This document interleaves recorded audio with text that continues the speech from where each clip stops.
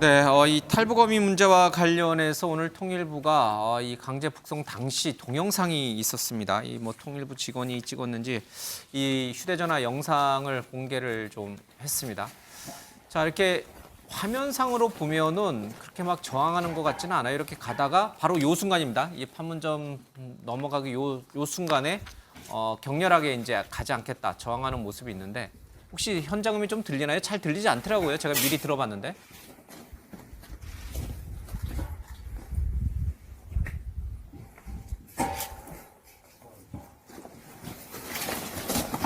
예, 지금 뭐 벽에 머리를 찍는 소리는 들려요. 쾅쾅하는.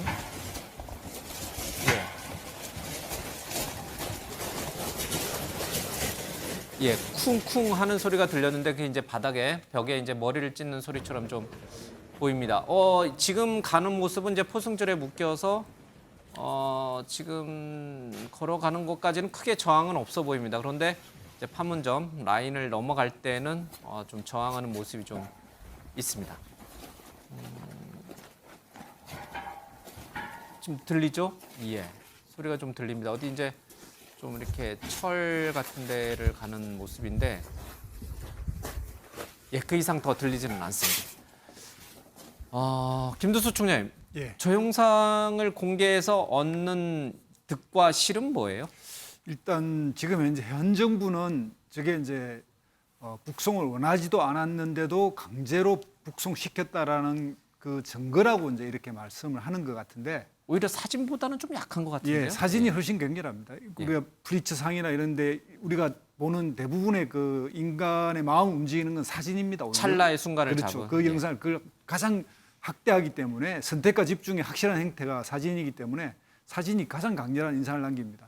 동영상 오히려 연속되기 때문에 그런데 그렇게 해서 국민들에게 정말 문재인 정부는 북한에 잘 보이기 위해서 예. 이렇게 기순한 사람을 보냈다라고 하는 이런 프레임을 만들려고 하는데 예. 우리 국민들 입장에서 생각해 보십시오. 저 16명을 죽인 희대의 살인마가 북한으로 가면 당연히 처벌받는데 순수히 자기 발로 순순히 넘어가겠습니까? 저 상태의 저 사진이나 동영상은 뭐 북송 기순의 이 정부가 뭐 뭔가를 조작했다 이런 증거는 될 수 없고 오히려 이걸 보는 사람들 마음에 이게 뭐가 문제가 있어 이런 것도 드러내기 위한 장치라고 보는데 저는 윤석열 정부 왜 저렇게 자꾸 이런 인권 문제를 이야기하면서 우리 국민들 입장에서 인권이라는 게 두 종류의 인권이 같이 작동하지 않겠습니까? 그러니까 탈북민에 대한 인권도 있지만 우리나라 국민들의 안전 속에 저 희대의 살인마가 아무런 제재를 안 받고 우리 주위에 돌아다닌다면 그것 자체 국민들의 인권은 어디 있겠습니까? 그래서 저는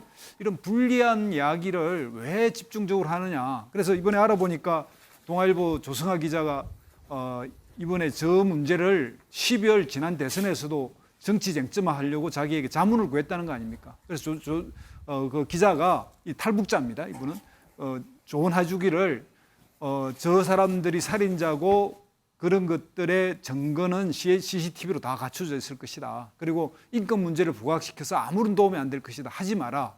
그렇게 했는데 그 조언을 받은 사람이 지금 현재 장관이 돼 있다. 이렇게 이야기하고 있습니다. 그러니까 이분이 지금 무슨 장관이 됐는지는 모르지만 국민들에게 지금 다시 한번 뭐 신북풍을 일으켜 보려고 저렇게 하는 것 같은데 저는 무리서라고 생각합니다.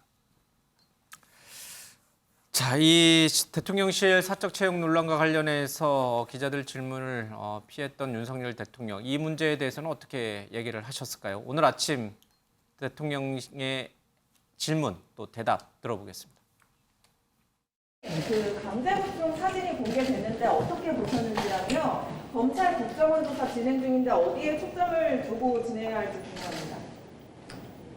대통령은 모든 국가의 사무가 헌법과 또 법률에 따라서 진행이 돼야 된다 하는 그런 원칙론 이외에는 제가 따로 드릴 말씀이 없습니다. 네, 대통령이 뭐라 얘기하면 이제 그거는 이제 지금 수사를 하는 수사 당국에 가이드라인을 줄 수 있기 때문에 논란이 있죠. 저 말은 잘하신 거죠. 그러니까 원칙대로. 네, 원칙대로 한 거고 사실은 저거는 있을 수가 없는 일입니다. 조금 전에 김두수 총장님 달리 말씀하셨지만 일단 첫 번째 그 북한 주민들은 우리나라 국민이에요. 그다음에 어제가 제헌절 아니었습니까? 우리나라 첫 번째 헌법할 때 국회의원의 일부를 그냥 비워놨어요. 왜냐하면 통일되면 그 사람들 채워야 된다고.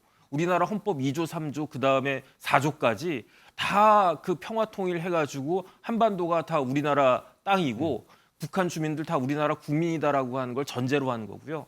그다음에 이게 단순히 그냥 법 규정으로 법 해석으로만 있는 게 아니고 대법원 판례가 있습니다. 대법원 판례가 어떻게 되어 있냐면요. 이제 북한 국민증을 받은 사람이라고 할지라도 한국 사람이다. 그렇기 때문에 이게 뭐 외국인이나 그런 사람이 아니고 그렇기 때문에 아무리 흉악한 범죄를 저질렀다고 하더라도 강제 추방할 수가 없는 거거든요. 옛날에 저희 어렸을 때 어떤 사람이 있었냐면 지존파 있었단 말이에요. 그러니까 지존파랑 같이 살기 싫다. 지존파 다 사형 집행당했거든요. 그렇다고 해가지고 뭐 다른 나라 북한으로 강제 추방할 수 있냐? 없거든요. 왜냐? 우리나라 국민이기 때문에. 더 근본적으로는 뭐냐면요. 어떤 사람이 죄인인지 아닌지에 대해서는 이게 무죄 추정이 있기 때문에 법원에서 뭐 1심이든 2심이든 대법원이든 법원에서 확정되기 전까지는 무죄인 거고요. 예. 문재인 정부가 뭐라고 그랬습니까?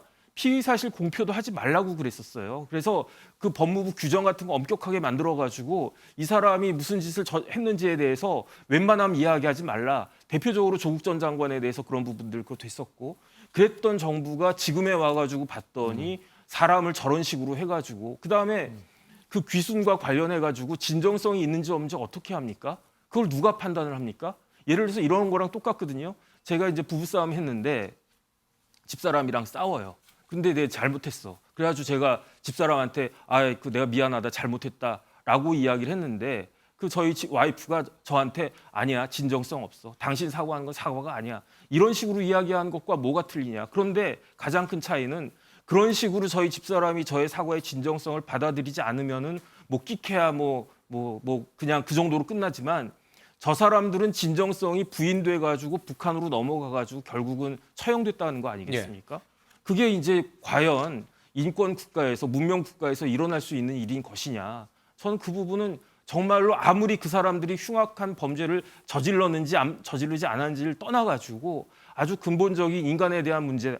대통령이 뭐라고 그러셨습니까? 문 대통령이 사람이 먼저다라고 그랬잖아요. 근데 이 사람의 흉악한 범죄를 저지른 사람은 제외가 되는 겁니까? 그렇다라고 하면은 3명에서 16명 죽였다라고 그러면 1인당 5명 죽이면 흉악한 사람이고 몇 명 죽이면 흉악한 사람입니까? 그런 식으로 이걸 법을 갖다가 따지는 게 아니기 때문에 저는 굉장히 그 논리적으로 이론적으로 그다음에 인권적으로 큰 문제가 있는 사건이다. 저는 그렇게 생각할 수밖에 없습니다. 바로 그 대목인 것 같습니다. 바로 그 대목 때문에 한변? 저 이름이 너무 길어서 잘 외우지 못해. 한반도 뭐죠? 한반도 평화 뭘 위한 변호사들 모임이 있는 것 같아요. 그렇죠? 거기에서 문재인 대통령을 또 그 뭐 살인 방조죄인가요? 뭐 이렇게 몇몇 제명을 걸어서 이제 고발했어요. 우리 정 변호사님 거기 소속은 아니시죠? 네, 아닙니다. 네. 근데 그분들이 그래서 문재인 대통령 전 대통령을 고소 고발한 건 어떻게 생각하세요? 그러니까 결과적으로 그 탈북어민이 북한으로 가서 처형됐다라는 보도가 있었어요.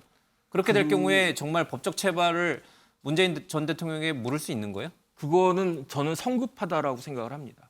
이 부분에 대해서는 이제 일일이 하나하나 책임을 갖다가 물어가지고 이게 뭐 안보실이냐 뭐 어디냐 통일부냐 뭐 장관들 이렇게 쭉 나오지 않았습니까? 이제 일일이 다 조사를 갖다가 한 다음에 결국은 뭐 대통령이 여기에 대해서 지시를 했다. 이런 식의 그런 것들이 나온 다음에 할 이야기지 벌써부터 이제 전 대통령을 직전 대통령을 걸고 넘어가는 거는 그거는 저는 그 마땅한 것은 아니다. 잘못된 행위였지만 그렇다고 문재인 전 대통령까지 이 문제로 끌고 들어와서 고발하는 거는 아니다. 아직은 시기상조다? 시기상조라고 저는 생각합니다. 알겠습니다. 정 변호사께서 중요한 말씀을 해주셔가지고 저도 말씀 좀 덧붙이겠는데 그래서 귀순 의사의 진정성 문제는 이제 귀순 의사가 진정으로 있느냐 하는 이야기일 텐데 보면은 지금 지난 정부의 설명에 의하면은 납포돼서 동해안으로 오는 과정에서 이야기가 없어서 그래서 진정성이 없었다라고 이야기하지만 그거는 말씀하신 대로 틀린 말이에요. 왜냐하면 문서로서 귀순 의향서를 냈는데 그 말은 나는 북한에 안 가겠다. 남한에 살고 싶다라는 의사표시를 정확히 한 거다. 유일한 것은 그걸로 봐야 된다. 따라서 이 문제를 놓고 귀순 의사의 진정성을 따지는 것은 뭐 순수성은 따질 수 있겠어요. 예를 들어서 죄를 저지고 너 여기 와서 도망치고 오는 거 아니야? 이 정도로 가능하지만 이 귀순 의향서는 실제적으로 효력은 그 문서로서 발휘된다는 점 하나. 두 번째는 말씀을 잘 해주셨는데 그러면 이 흉악범은 무조건 강제 추방해야 되느냐? 지금 보니까 언론 보도를 보니까 살인이나 마약이나 이런 흉악범죄를 저지른 23명도 다 받아줬다는 거 아니에요? 국내에서 살고 있어요. 네, 국내에 살고 있고. 이분들은 왜 그러냐 그러면 16명이 나서 그런가? 또 하나. 그다음에 16명을 죽었다는 사실은 어떻게 확정된 건가? 아니면 이들이 그냥 분리신문에서 자백했기 때문에 그렇게 보는 건가? 아니면 북한에서 뭔가 서류를 넘겨줘서 자 보십시오. 김모 이모가 우리 공화국 경내에서 사고를 일으키고 도망간 자들이다. 이게 증거가 있다고 해준 건가? 뭐 이런 거잖아요. 그래서 정의용 실장이 한 말을 보면 해군이 우리 해군이 접속할 때 다시 말해 납포할 때 그 첩보를 확인해봤다 이런 거잖아요. 이렇게 이른바 흔히 말하는 감청 자료로 확인한 거지 북한 측의 자료나 이를 확인한 건 아니다. 이들 진술 플러스 감청 자료다. 그러면 말씀하신 대로 국내에서 적어도 확정 절차를 밟아줘야 돼요. 이 살인범이다. 근데도 그래서 우리는 북으로 강제 추방하겠다. 아니면 여기서 남한의 교도소에서 형을 살리겠다. 법적 절차 안 된다고 그러는데 시도를 안 해봤단 말이에요. 이 부분은. 북한에 대해서 요청을 할 수도 있고 북한에 대해서 뭔가 자료 요청을 할 수도 있고 우리가 한번 관할권을 행사해서 북한으로 하여금 이 사법회담을 끌어내는 하는 그런 기회도 될 수 있는데 너무 조급하게 3일 만에 합동신문 종료, 5일 만에 북송, 강제 북송한 것은 정치적 이유가 가장 다분했다고 보여지는 거죠. 알겠습니다. 이 신구 권력 간의 이 정면 충돌 양상으로까지 확전이 좀 되고 있습니다. 계속해서 정치 논란이 이어지니까 오늘은 이 부분은 여기까지만 좀 정리를 하도록 하겠습니다. 다음 이슈로 가겠습니다.